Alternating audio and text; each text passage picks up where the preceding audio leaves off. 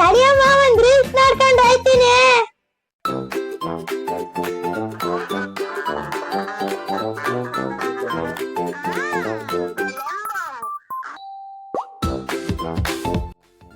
ಗೊತ್ತಿಲ್ಲ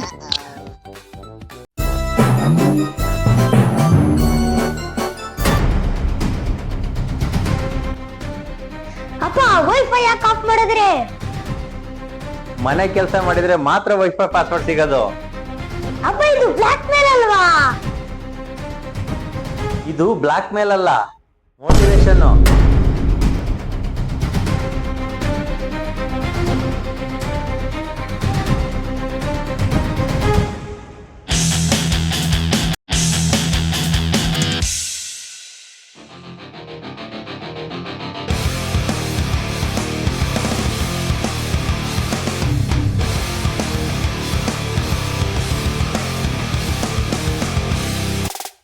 ಅಪ್ಪ ಎಲ್ಲ ಕೆಲಸ ಮುಗ್ದೈತಿ, ಈಗಲಾದ್ರೂ ಪಾಸ್ವರ್ಡ್ ಹೇಳಪ್ಪ.